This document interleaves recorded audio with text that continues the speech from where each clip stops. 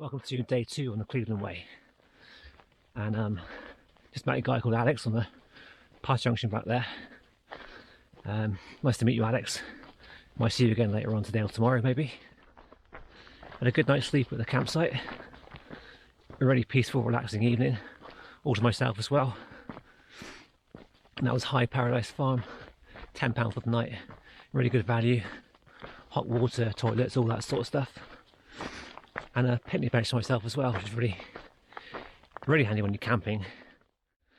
But I'm feeling much better today than I was yesterday. I was in bed by 7 o'clock, so it's just pretty cold out with a cold breeze coming through the trees. Today's walk is about 17 miles long.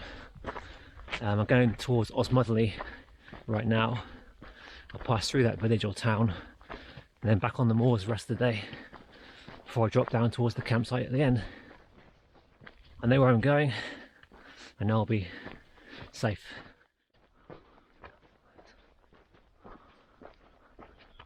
I just followed this track on Alex's recommendation, but I can see a finger post there for the Cleveland Way, which means I should have gone through alongside the woods there. It's also part marked as a cycle path, so I think he's a bit confused by that, but it's all going in the same direction, so that's pretty good. I think just here we have a standing stone. So this might be Steeple Cross standing stone. There might also be a trig point in the field away to my left, but if I can't see a clear way to get through there without climbing the wall, then I won't bother going off in search of it. Also last night I opened the first of 6 letters my friend gave to me on Friday night. It talks about being kinder to myself, which is fair enough. Looking after myself and trying to spend time this week to reset and reconnect with nature. Not just nature, but the history of the areas. People who walked here over generations and travelled here for, whether it's moving livestock or for work, going to church, whatever. There's bound to be a lot of history going back thousands of years on these moors, and just that Steeple Cross back there is one example, an old marker showing the path junction. I wrote a reply to it this morning in my journal, which I'll keep private for now. I'll share it with her when I see her. It's a bit like having her here with me in spirit and in mind. She's always here in the heart. Have that feeling with you when you are alone in this kind of thing. And I've got a few good friends now I can say that about as well.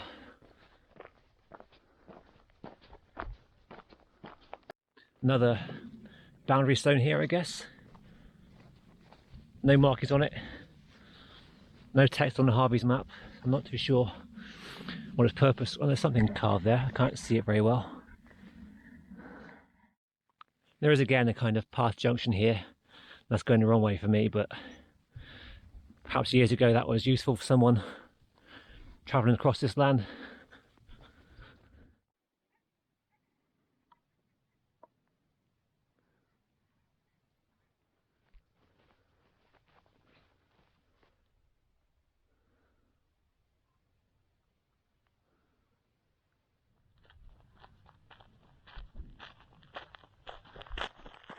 Just crossed paths with 2 other walkers.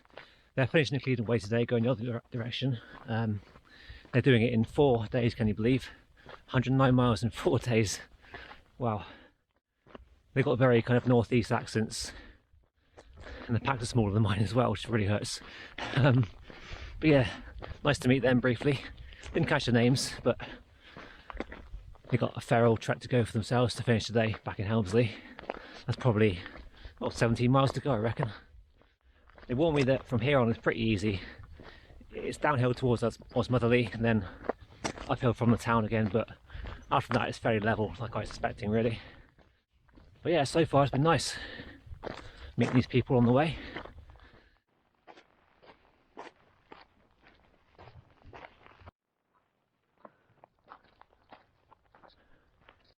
The sky above may be grey and colourless, but the landscape here is full of it. It's quite a cold wind, it's a good time of year to come here and see all the colours. There's a car park now ahead of me, and the Cleveland Way turns left beside that, going towards Osmotherly. But if you wanted to bypass that town, you could carry on straight along the road a bit further and basically rejoin the Cleveland Way on ahead without losing height and having to regain it again.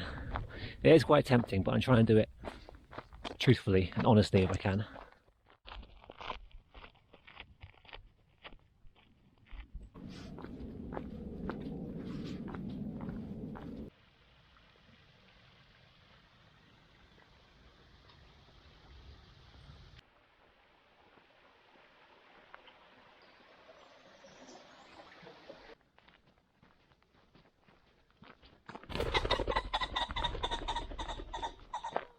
Been walking now for 2 hours. True to my normal routine, I'm going to walk for 2 hours, have a break, walk 2 more hours, have lunch, and 2 more hours eat again. Then it's not far to go to the campsite. So I'm going to stop here on this wall. Behind me or in front of me is the reservoir. I forget what it's called.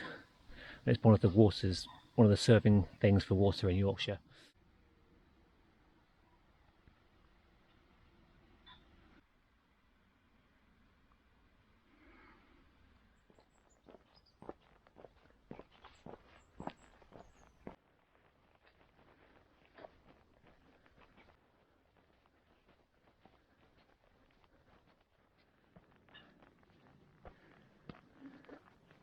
Some unexpected elevation there between the reservoir and Osmotherly. I can see the village church now, so not too far till it levels out now.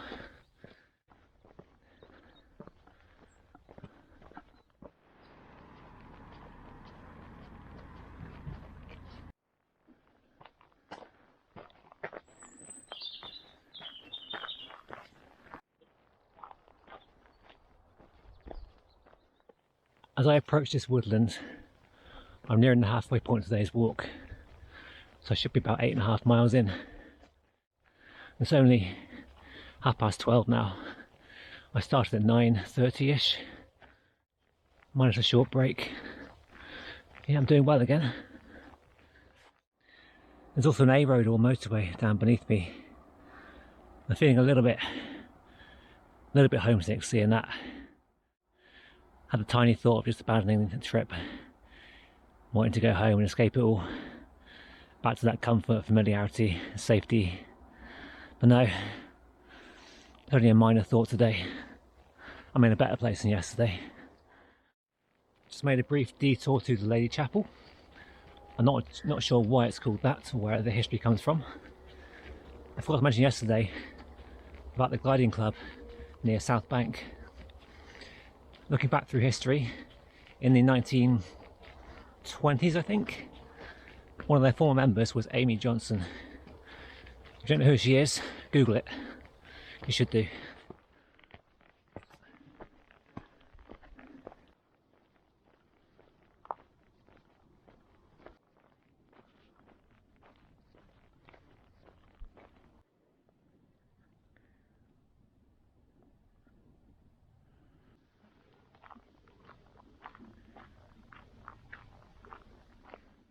Before I descend to Skugdale Beck, I'm going to take a seat on this bench here and have some lunch. It's been a good 2 hours since my last stop. My legs are really feeling it now. 5-6 miles to go after this. Go to the campsite, but there's some more uphill ahead, so I've got to rest.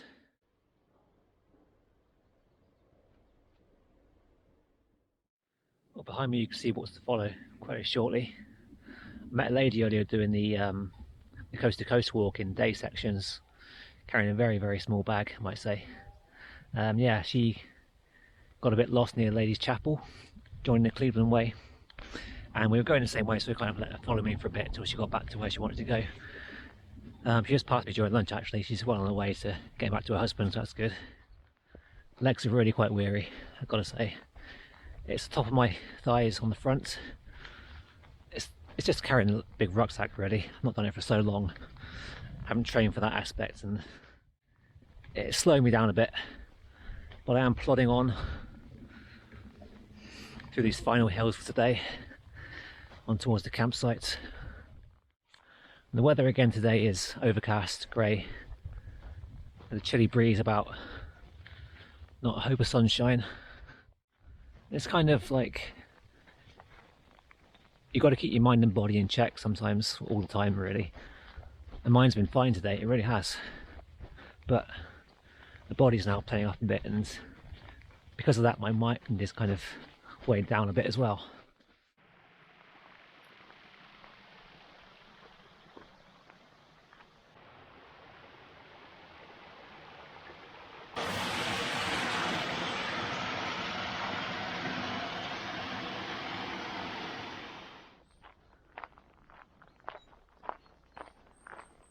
On a similar note, if your body is fine but your mind is not in a good place, you can feel lethargic, you can feel more tired than you really are. My mind's set on the idea that I know where I'm going, there will be a campsite there, and I'll be there within 2 hours. Tomorrow is less certain, but as I said, we'll deal with that when we come to it. Today is today. That's all I can focus on right now. I'm also very keen again to get to the campsite, settle down, have dinner eventually, and then open the letter for day 2 from a friend. And like I was saying, it's an amazing gesture of her.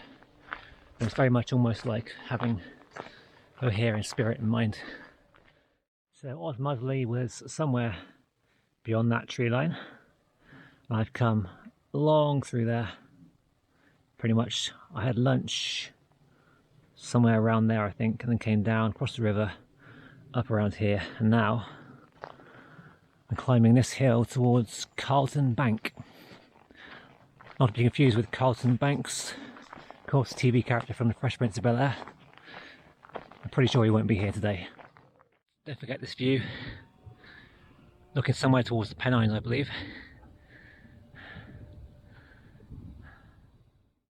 This autumn colour is beautiful. These steps, not so much. A bit of a spoiler for tomorrow's walk.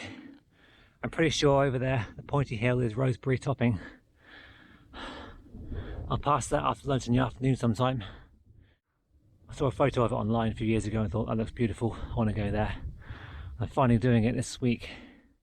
Another foundry or marker stone right here. I've seen so many today. No obvious carvings that I can really make out.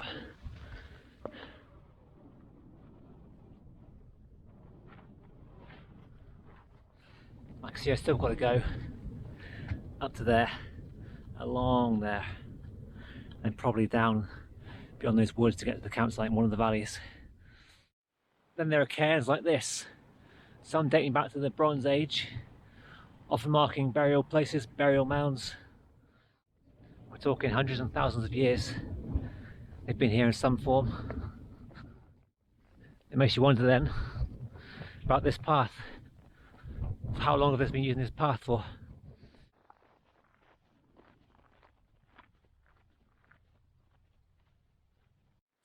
But I think this is Faceby Bank. This will be my first trig point of the Cleveland Way so far. 408 metres above sea level. Pretty high up for the area, and some kind of sculpture or stone next to it.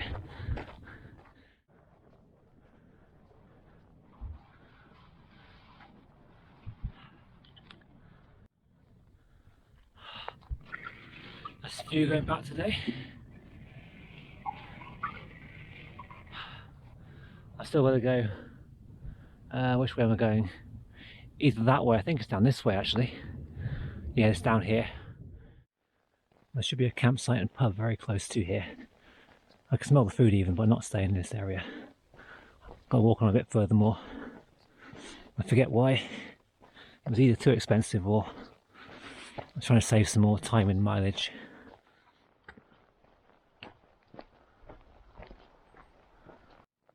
It should now be the final up of the day.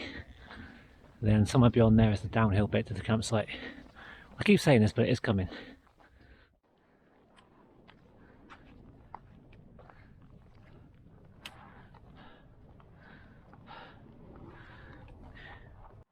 Ahead now is Kringle Moor, the last high point of today. It really is downhill from there. An interesting stone bench here with a bit of a plaque and an old poetry or tale. Another marker stone and a great view going north. I think it's north.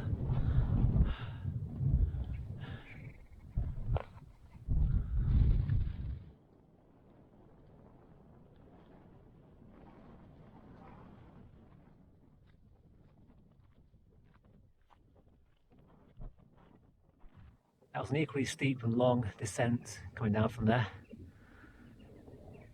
I'm now nearing the point where I leave the Cleveland Way before the next climb. Head into the valley here where I'm going to find the campsite, hopefully. I think it's Beak House Hill or Beak House Farm. It's basically a farm with a fairly basic campsite by the sounds of it. No booking required on the website. Apparently you charge £4 a night for backpackers, so I'm looking forward to that and having a rest. Here we go. Beak Hills. I'm going this way towards my campsite. Tomorrow morning we'll be back here, tackling that straight away. Overall it's been a very good day. More challenging than I anticipated. I'm quite tired from that, as I've been saying. I've enjoyed the walk though, apart from the pain. Looking forward now to getting pitched up, relaxing for the evening, hopefully escaping this breeze and reading my next letter from Sid. Anyway, thank you very much for watching the video. I'll see you in the morning, if not sooner. Take care and enjoy.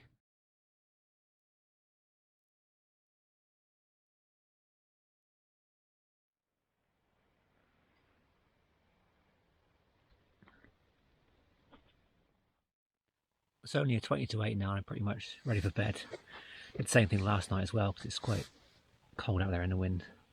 Been a good day. Farm is decent for camping, basic camping. Had a shower.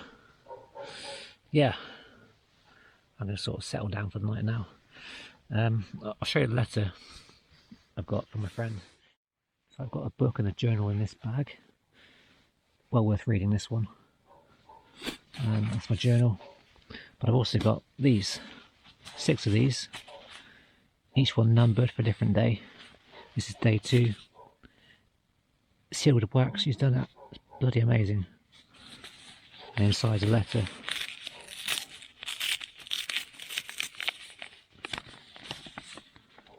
There we go. Handwritten.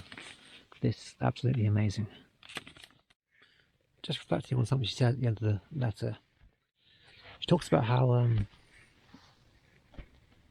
what it's like feeling physically tired as opposed to being mentally tired, because we spend so much of our lives feeling mentally tired and exhausted, but we're not designed or haven't evolved to do that. But with physical tiredness and the rest that follows, there's something genuinely soothing about that, and I've found that over the last 2 evenings. Even just lying here now, not sleeping, wrapped up warm after a shower.